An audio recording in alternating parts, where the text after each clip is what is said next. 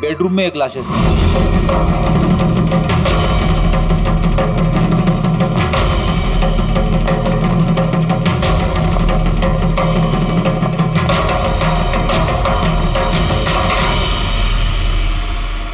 आवाज सुन के उठने की कोशिश की होगी, यहीं पे मार दिया।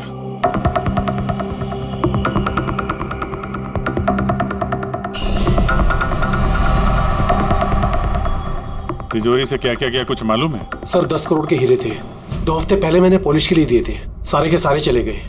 हीरे? सर बाथरूम में हथियार है।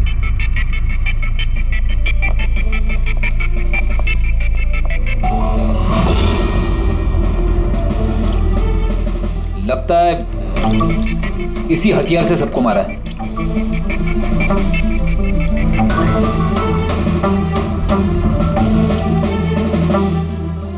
अच्छा खासा साफ कर दिया है, वो भी साबुन से। लगता नहीं इस पे कोई सुराग मिलेगा। बहुत ही खतरनाक खूनी है यार। पहले 3-3 खून करता है, अबे यहीं बाथरूम में बैठ के हथियार साफ करता है। साइकोपैथ। अच्छा, इन हीरों के बारे में कोई और भी जानता था? सर 3 लोग जानते थे। कौन है? आइए बताता हूँ सर। एक सेठ भाई का भतीजा करुणेश, 2 एम्प्लॉय थे, सतीश और सर मानिक। आइए सर मैं दिखाता हूँ।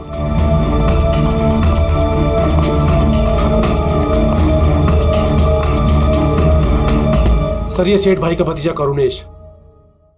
जी मैं करुणेश, ये मेरे चाचा चाची थे। और ये एम्प्लॉय मानिक और ये सतीश। हाँ सर, वो हीरे पॉलिश करने का काम मुझे और मानिक सर को दिया था। और सर मेरे 10 करोड़ के हीरे चले गए, मैं तो बर्बाद हो गया। कहाँ से लाऊंगा मैं सब? आप शायद भूल रहे हैं, 3-3 खून हुए हैं यहाँ पे। उनकी जिंदगी हीरों से कहीं ज्यादा कीमती है, समझे आप? बाहर चल के देखते हैं, शायद किसी ने कुछ और देखा हो।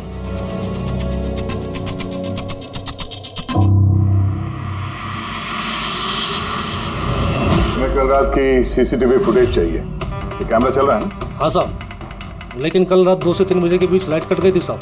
उस समय का तो कुछ मिल नहीं पाएगा साहब, लेकिन उसके पहले और बाद का सब है साहब। 2 से 3 बिजली नहीं थे, शायद खून भी उसी वक्त हुआ। लेकिन कल रात 2 से 3 बजे के बीच लाइट कट गई थी साहब। उस समय का तो कुछ मिल नहीं पाएगा साहब, लेकिन उसके पहले और बाद का सब है साहब। 2 से 3 बिजली नहीं थे, शायद खून भी उसी वक्त हुआ। उस दौरान तुमने किसी अनजान आदमी को यहाँ आते जाते देखा था? साहब रात को 2:30 बजे सेठ साहब के बाजू वाले घर से 4 बच्चे लोग गाड़ी लेके निकल गए। वो फ्लैट किसका है? वो प्रेरणा मैडम का। प्रेरणा मैडम और उनके मम्मी पापा वहाँ रहते हैं। पिछले हफ्ते भर से उनके मम्मी पापा बाहर गाँव चले गए और उनकी गाड़ी लेके सब गए। हाँ सर, वो जल्दी में थे और कुछ परेशान भी थे। हमने ज्यादा ध्यान नहीं दिया क्योंकि हम लोग बिजली के चक्कर में परेशान थे। वो गाड़ी की डिटेल है तुम्हारे पास? मिलेगी ना सर? ये बच्चे जरूर कुछ जानते होंगे इसके बारे में। सब जगह अलर्ट कर देते, कहाँ जाएंगे बात के। सर देखा सुना तो नहीं है, लेकिन कल रात एक अजीब बात हो गई थी। करीब 1 घंटे तक कल रात बिजली नहीं थी। हाँ सर। सर ये पॉश एरिया है, यहाँ कभी लाइट जाती नहीं है। बिजली अपने आप तो नहीं कटी होगी, कातिल ने जानबूझकर पावर सप्लाई काट दी होगी।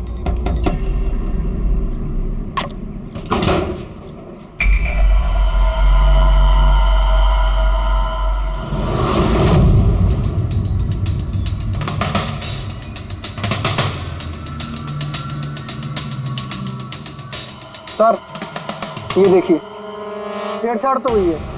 जिस आदमी ने ये वायर काटा है उस आदमी को बहुत अच्छे तरीके से पता था कि अगर ये वायर काटेगा तो पूरे एरिया की लाइट चली जाएगी। और हर सोसाइटी की भी। जी ठीक है, थैंक यू।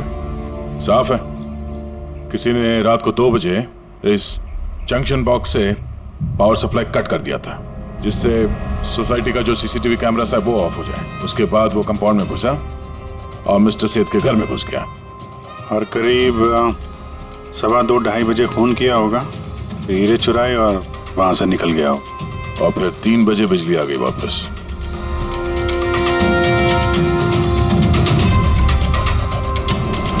सर आपकी थियोरी में थोड़ी गड़बड़ लग रही है। क्या गड़बड़ है? उन तीनों की मौत 2 से 3 के बीच नहीं हुई है। क्या? तो फिर मौत कब हुई? इसके लगभग 1-1.25 घंटे पहले। मतलब 1:15 से 1:15 बजे के बीच। ये कैसे पॉसिबल है सर? इन तीनों की बॉडी का टेम्परेचर और बॉडी के अंदर की स्थिति यही बताती है कि इनकी मौत 1:15 से 1:15 बजे के बीच में ही हुई। और तो और ये मिस्टर सेठ की घड़ी, हमले के बाद इन्होंने जरूर कातिल के वार को अपने हाथों से रोकने की कोशिश की होगी और किसी धक्के से इनकी घड़ी बंद पड़ गई होगी। इस बंद घड़ी का समय दिखा रहा है 12:55। 12:55? अगर मौत 1:15 से 1:15 बजे के बीच हुई तो कातिल उसके पहले आया होगा। लेकिन बिल्डिंग की लाइट तो 2 बजे तक चल रही थी सर, और सीसीटीवी कैमरे भी काम कर रहे थे। और बिल्डिंग में सिक्योरिटी भी काफी अच्छी है सर। और सर एक वॉचमैन तो मिस्टर सेठ के घर के नीचे ही खड़ा था। हमने तो सीसीटीवी फुटेज चेक किया था, 2 बजे तक तो कातिल अंदर आया नहीं। तो आया कब? और फिर कातिल ने मर्डर करने के 1 घंटे बाद पावर कट क्यों किया? रेडी? हाँ रेडी। अच्छा, वेरी गुड। रेडी ने उन चारों बच्चों को पकड़ लिया है। शहर से बाहर भागने की कोशिश कर रहे थे, वाशी ब्रिज के पास पकड़ लिया उन्हें। Great work. चारों को यहाँ ब्यूरो में लेकर आने को कहो।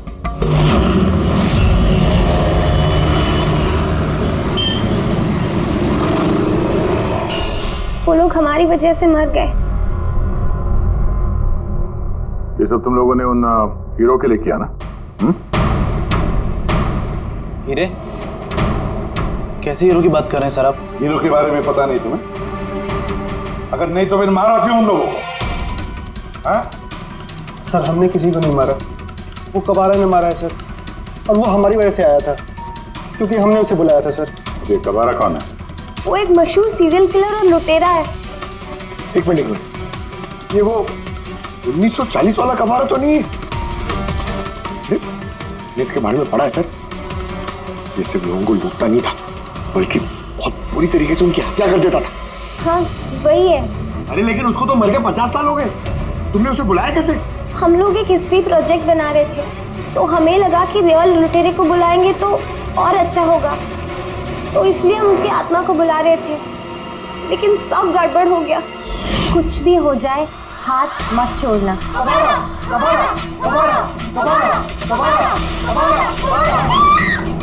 तुमने हाथ क्यों छोड़ दिया रवि? तुम्हें पता है कितना खतरनाक हो सकता है?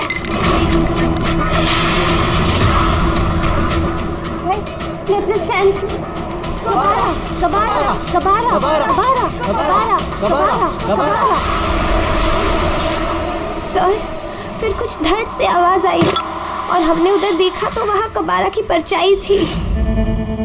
तुम बुला रहे थे? चुप चुप।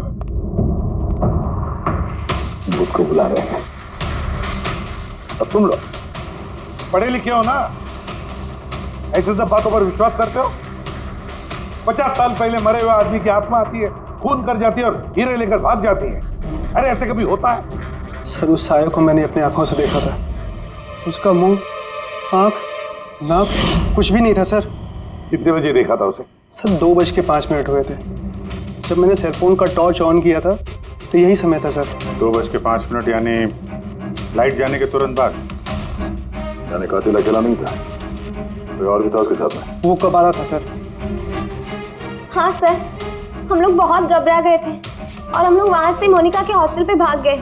सर वो मैंने आप लोगों से एक बात छुपाई। एक्चुअली उस रात दोस्तों को डराने के लिए मैंने फ्रेंचाइट के साथ छेड़छाड़ की, उसे अपने पैरों से हिलाया और मैग्नेट के जरिए ब्लड और कबारा लिखा था सर। सॉरी सर, लेकिन वो साया और वो डरावनी शक्ल मैंने देखी थी, वो कबारा की आत्मा थी सर। एक बात अच्छी तरह से याद रखना, ये आत्मा वात्मा सब बकवास है। पंकज, इस सबके घर पर फोन करो, बुला लो घर वालों को, बोलो लेकर जाए यहाँ से इनको। अभिजीत, इन बच्चों ने कुछ न कुछ तो देखा जरूर है, कुछ तो देखा है, और जो कुछ भी देखा है ना उसका संबंध इन 3 हत्याओं से है। पता लगाना पड़ेगा है कौन ये साया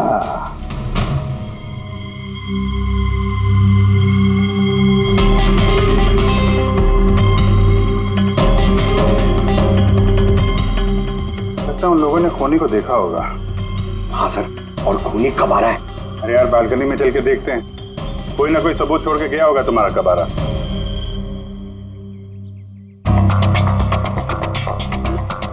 तो इसके गिरने की आवाज सुनी थी लोगों ने?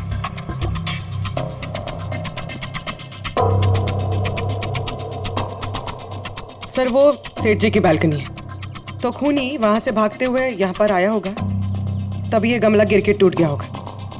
देखो जरा भाई।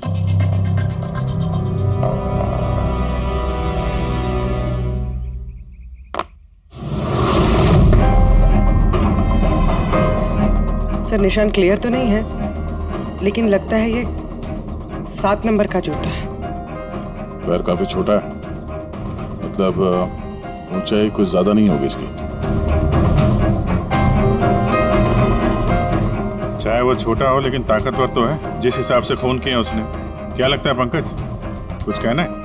ये जूते का निशान किसी आदमी का है या आत्माओं ने आजकल जूते पहनने शुरू कर दिए? नहीं सर, जो आप बोल रहे हैं वो सही है, लेकिन वो बिना आंख नाक मुंह वाली साया, सर वो क्या था? तो इसमें कौन सी बड़ी बात है? तुम अपने चेहरे पे ये लगा लो, ये लो। ना आंख है ना नाक है, एकदम साया और अंधेरा था। उनको भी लगा कि वो खूनी कोई आत्मा थी।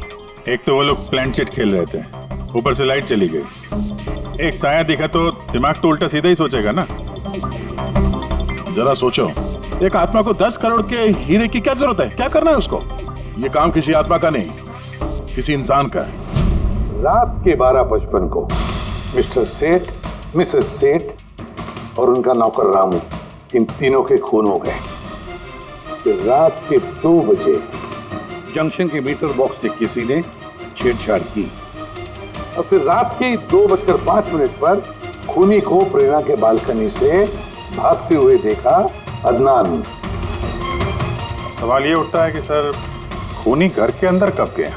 सर हमारे पास रात के 2 बजे तक का सीसीटीवी फुटेज है सर। दोपहर के बाद घर के पास कोई आया ही नहीं, खिड़की दरवाजे सब बंद थे, कोई एंट्री हो ही नहीं सकती। ये तो ऐसा ही हुआ जैसे 12:55 को खूनी जादू से घर के अंदर प्रकट हुआ और सबको मार दिया। क्या कहा तुमने फ्रेडी?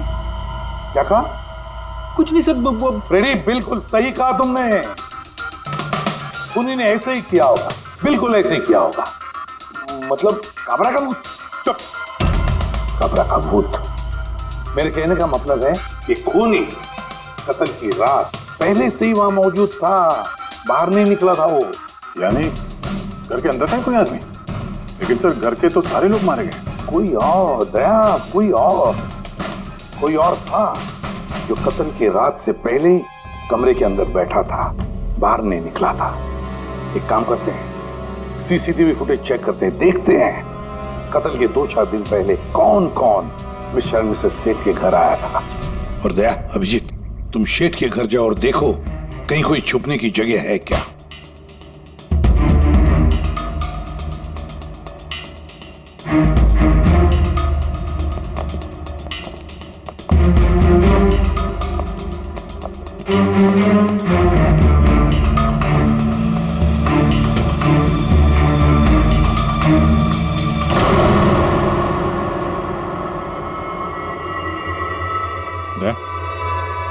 ये चींटियां देखो ऊपर जा रही हैं।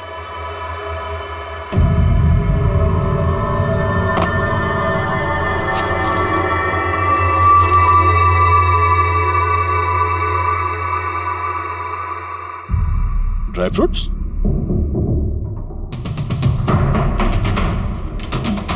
ड्राई फ्रूट लेके वहां ऊपर छुप के बैठा होगा। जगह भी अच्छी है छुपने की, मौके के इंतजार में। लेकिन ये घर के अंदर घुसा कब होगा?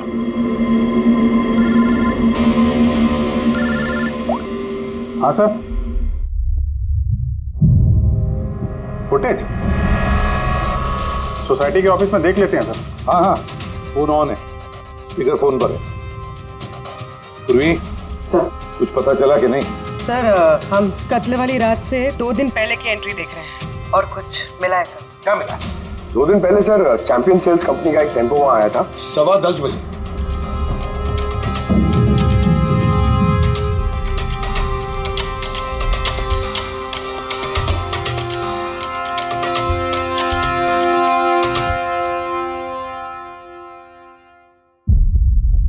और सर उसके दूसरे दिन यानी कत्ल से 1 दिन पहले चैंपियन सेल्स का टेक्नीशियन मिस्टर सेठ के घर आया था।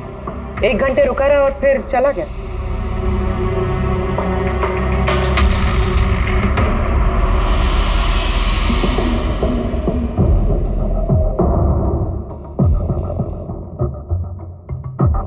आप जरा बाहर जाइए। 2 लोग आए थे फ्रिज डिलीवर करने के लिए और दूसरे दिन दूसरा आदमी शायद फ्रिज इंस्टॉल करने के लिए, पर 1 घंटे में निकल गया।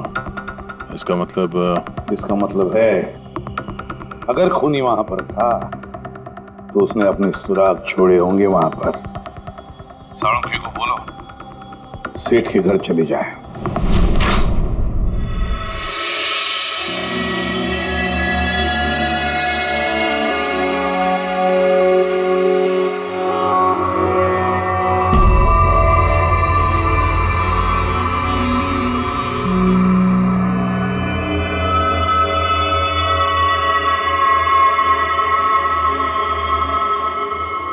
कुछ मिला डॉक्टर साहब? हाँ मिला, इलेक्ट्रोलाइट्स। हाँ, सोडियम, क्लोराइड, यूरिया, वो सभी कुछ जो एक आदमी के पसीने में होता है। अच्छा, इसका मतलब जो खूनी जो है वो इस फ्रिज के अंदर बैठ के आया। जब डिलीवरी हुई फ्रिज की उसके अंदर छुप के आया और घर में घुस गया। हाँ सर, कुछ दिन पहले मैंने नया फ्रिज लिया था। कंपनी वाले डिलीवरी के बाद फ्रिज खोलने नहीं देते और 1-2 दिन के बाद जब इंस्टॉलेशन वाला आता है वो फ्रिज खोलता है। तभी मिस्टर सेठ और उनके घर वालों को पता नहीं चला कि कोई और घर के अंदर घुस के बैठा है। बिल्कुल, वो आदमी फ्रिज में घुस करके बैठा होगा। फ्रिज में उसे गर्मी लगी, गर्मी से पसीना आया और वो पसीना फ्रिज में रह गया। लेकिन सालुंखे साहब, फ्रिज का कार्टन तो सील होता है, तो फिर खूनी अंदर आया कैसे और वो सांस कैसे ले रहा था? यहां से सांस ले रहा था वो। ये तो ट्रोजन हॉर्स वाली कहानी हो गई। Trojan horse? अब ये क्या है?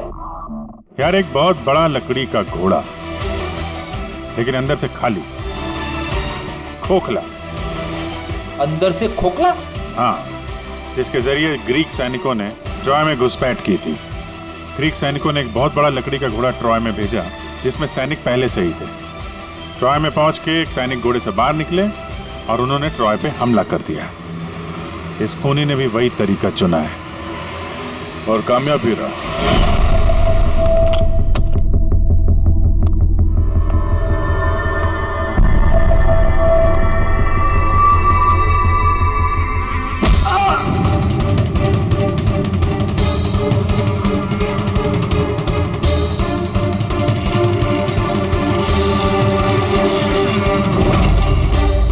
कौन हो तुम?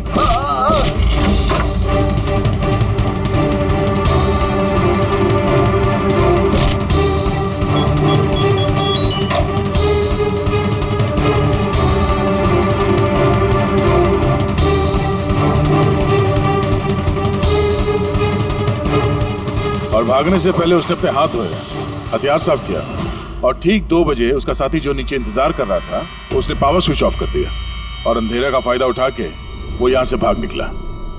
भागते भागते वो प्रेरणा की बालकनी में गया जहाँ उसने वो गमला गिराया।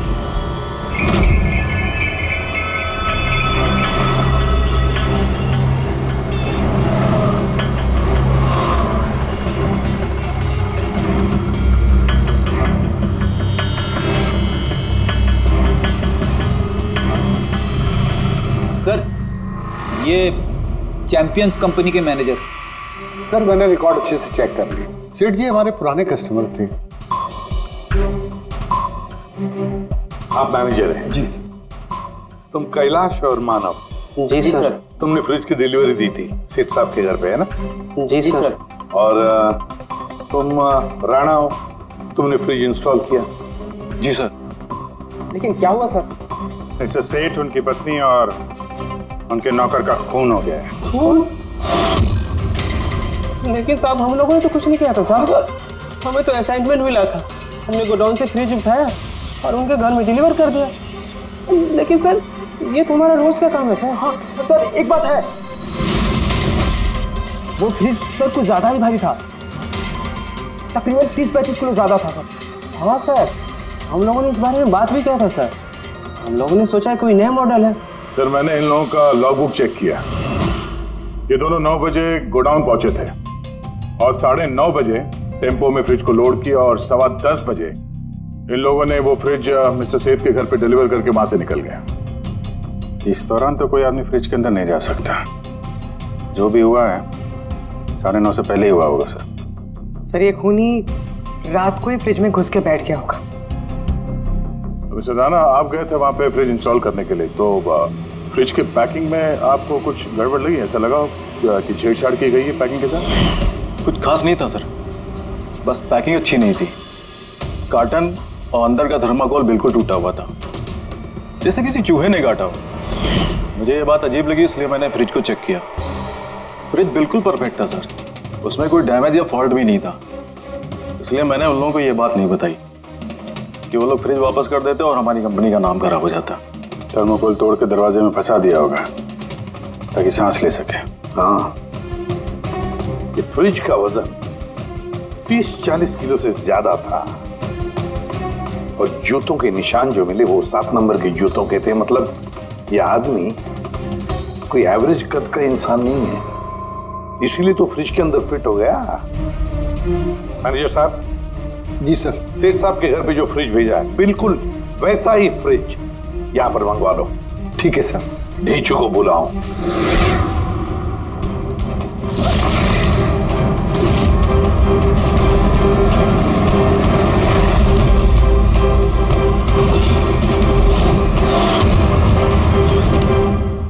आपने बुलाया और हम चले आए। अरे वाह, कैसे हो रेचू? अरे सर, क्या बात है, इतने टाइम बाद मिल रहे हो, सब ठीक ठाक है? अभी तक तो बिल्कुल ठीक ठाक हूँ। अब आप लोगों ने मुझे सीआईडी में जब बुला ही लिया है तो देखते हैं आगे आगे होता है क्या। अब ध्यान से सुन लो। 3 खून हुए हैं और हमें यकीन है कि खूनी उस फ्रिज के अंदर बैठकर चुपकर घर के अंदर घुसा, 3 लोगों का खून किया और भाग गया। इस फ्रिज के अंदर? हाँ, इस फ्रिज के अंदर। और सर? और तुम्हें हाँ, बस वैसे इस फ्रिज के अंदर जाना है और बैठना है। सर, मुझे फ्रिज के अंदर जाना है? हाँ। वो फ्रिज का दरवाजा बंद हो जाएगा? बिल्कुल। तुम्हें फ्रिज के अंदर बैठकर बाहर निकलने की कोशिश करनी है। कैसे बाहर निकलोगे हमें दिखाओ। लेकिन सर थोड़ा एक गिलास पानी मिलेगा? हाँ मिलेगा, फ्रिज के अंदर जाओ, बैठकर पियो। चलो। जी जी जी सर। चल ढेचू, चल जा सूली पे। अब हो जा भरने के लिए तैयार। जा रहा हूँ सर।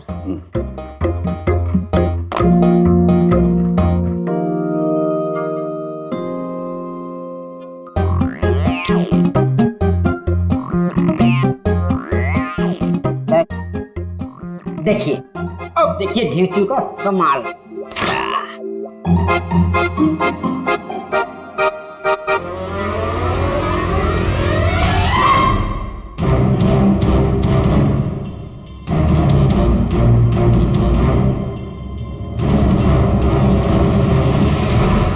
नीचू, नीचू, बाहर आने की कोशिश करो। सर अंदर से खुल नहीं रहा है, आपको हेल्प करनी पड़ेगी।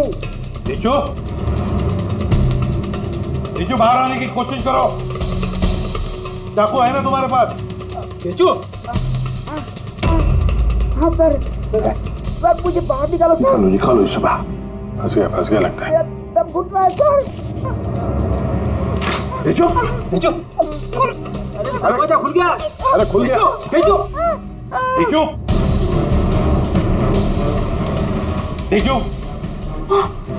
हाँ चश्मा। हाँ मिलेगा, सब मिलेगा। रेडी, कॉफी पिलाओ इसे। चलो। Thank you. मुझे लग ही रहा था कुछ ना कुछ तो गड़बड़ जरूर है। सेठ के फ्रिज का जो कार्टन है, जो बॉक्स है, उसे इतनी सफाई से काटा है बाहर से। अंदर से बैठ के कोई काट ही नहीं सकता बॉक्स को वैसे। जरूर किसी ने बाहर से काटा है उस खूनी को बाहर निकालने के लिए। वो जो कोई भी है सर, वो फ्रिज की डिलीवरी के बाद और फ्रिज के इंस्टॉलेशन के पहले इसी बीच में आया होगा। तेजो,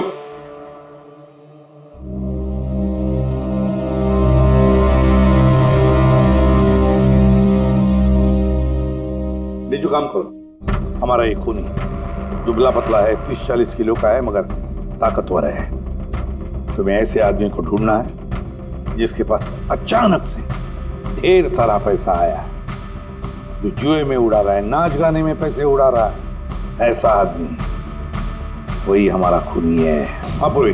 सर, फ्रिज की डिलीवरी और इंस्टॉलेशन के बीच मिस्टर सेठ के घर 3 लोग आए। सर, पहला है पन्ना लाल। हाँ, पन्ना लाल सूरत से हीरे लेकर आया था और रात को मिस्टर सेठ के घर में ही ठहरा था। सर, वो हीरे तो उसी के थे, वो उनके लिए खून क्यों करे? हो सकता है उसने इन हीरों का इंश्योरेंस करवाया हो और इंश्योरेंस कंपनी से दुगना फायदा कमाने के चक्कर में ये सब खेल खेला उसने। और सर, दूसरा है मानिक। वो मिस्टर सेठ की कंपनी में काम करता था। हीरो की पॉलिश तो इसी ने की थी ना, क्या पता सर इसकी नीयत खराब हो गई हो। तीसरा है मिस्टर सेठ का भतीजा करुणेश। हाँ सर, ये करुणेश उनके यहाँ रहता नहीं था, उनकी कंपनी में काम करता था और हीरो के बारे में उसे सब कुछ पता था। हो सकता है लालच में आकर उसने उन लोगों का खून कर दिया। रिजू। हाँ रिजू, बोलो। सर, एक आदमी है विक्टर। सर, उसका हुलिया सेम टू सेम वैसा ही है जैसा आप लोगों ने बताया था। और सर, वो बड़ी आसानी से फ्रिज में समा सकता है।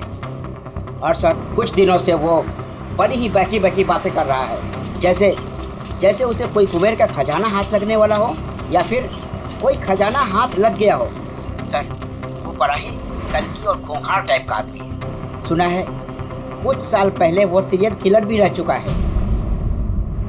सर, एक और सबसे इम्पोर्टेंट बात, खून अगर विक्टर ने किया है तो अपने पास ज़्यादा वक्त नहीं है सर। या तो देश छोड़ चुका होगा या फिर देश छोड़ने की फिराक में होगा। विक्टर तो मोहरा है, उसके पीछे दिमाग कोई और ही है। ये विक्टर देश छोड़कर भागने की सोच रहा है। भाग के जाएगा कहाँ सर, भागने देंगे तब ना। इसके फोन के लोकेशन से पता कर लेंगे कहाँ छुप के बैठा हुआ है। बहुत मेहनत है सीआईडी में। सर, यही कहीं है ना? हाँ रेजू, उसके मोबाइल का लोकेशन वहीं आसपास कहीं दिखा रहा है। फोन करने के बाद से वहीं पे छुपा हुआ वो। ठीक है।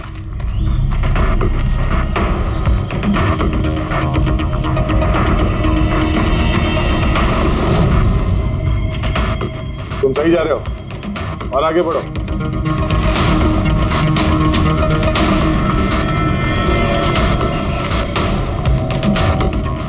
पंकज सर,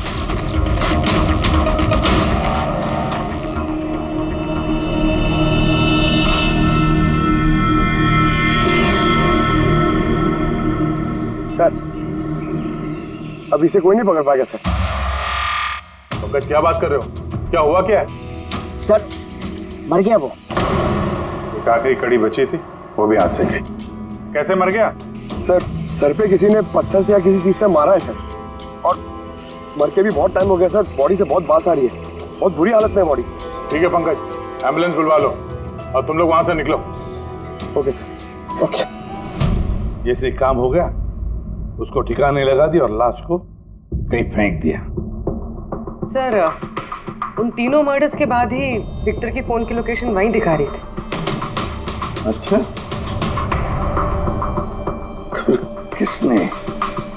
किसने किए होंगे खून? ये पन्ना लाल, मानिक या करुणेश? पन्ना लाल माणिक या करुणेश। हाँ बोलता हूं। अच्छा ठीक है, थैंक यू। ये पन्ना लाल, माणिक और करुणेश, तीनों को फोरेंसिक लैब बुला लो। असली गुनहगार कौन है इसका पता चल गया है। इस कार्टन के जरिए विक्टर को उस घर में भेजा गया था और ढेचू को अंदर भेज के ये बात तो प्रूव हो गई कि विक्टर अपने आप बाहर नहीं आया था। तो जाहिर है जरूर किसी ने उसकी मदद की है बाहर आने में, और जिसने भी उसकी मदद की वो इस सब का मास्टरमाइंड है, और वो तुम तीनों में से ही कोई एक है। ये आप क्या बोल रहे हैं? सर मैंने कुछ नहीं किया। आप लोग ऐसे कैसे बोल सकते हैं हमें? एक मिनट। किसी ने इस कार्टन को बड़े प्यार से बाहर से काटा, विक्टर को बाहर निकाला, फिर वापस डक्ट टेप से इस कार्टन को चिपका दिया।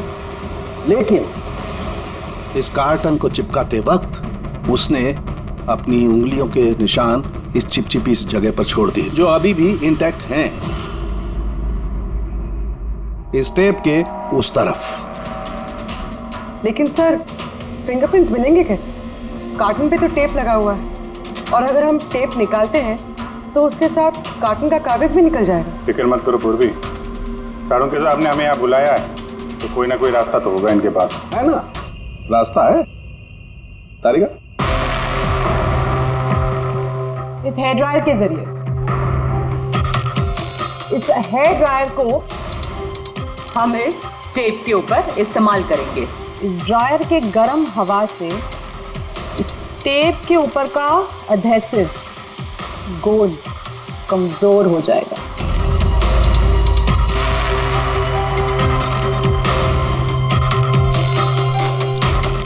ये देखिए, फिंगरप्रिंट्स साफ साफ नजर आ रहे हैं। क्या बात है तारिका जी, कमाल कर दिया।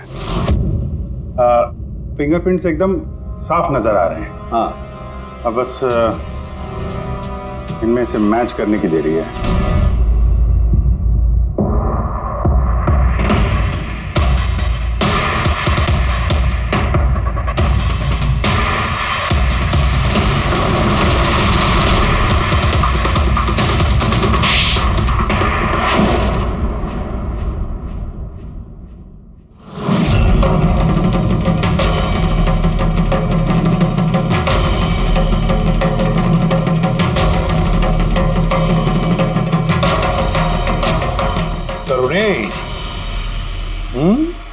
हाँ, मैंने ही किया। मुझे उन हीरो के बारे में पता था, और मुझे ये भी पता था कि वो लोग एक नया फ्रिज लेने वाले हैं। और तभी मुझे एक आइडिया आया। मैंने उस फ्रिज को ट्रोजन हॉर्स की तरह यूज करके विक्टर को उस घर में पहुंचाया। विक्टर को तो मैंने हीरो का लालच दे दिया था, और वो रात को वेयर हाउस जा पहुंचा और मौका देखकर अंकल के पर्ची वाले फ्रिज में जाकर छुपकर बैठ गया। फिर डिलीवरी के बाद तुम उनके घर गए और विक्टर को फ्रिज से बाहर निकाल लिया। उस रात मैं चाचा जी के घर पे ही रुका था।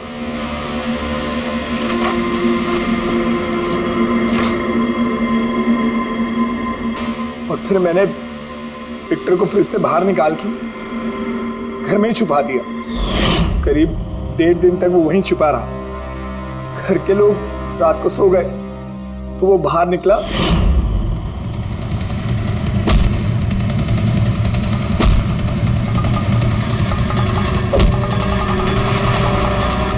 इसने सबको मारा और फिर हीरे चुराकर मेरे पावर कट करने का वेट किया। ओह, तो इसीलिए विक्टर अपने हथियार और हाथ साफ कर रहा था, इलेक्ट्रिसिटी बंद होने का इंतजार कर रहा था, क्यों? जी, फिर मैं विक्टर को अपने साथ ले गया।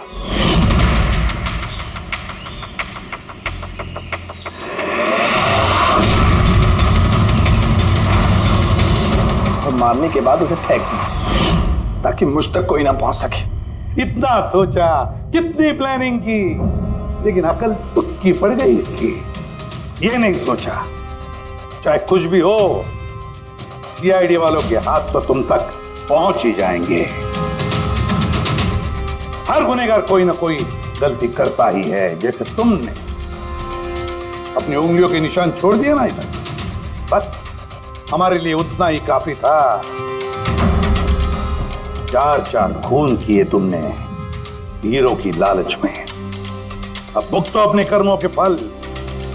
कड़ी से कड़ी सजा होगी तुम्हें, शायद फांसी।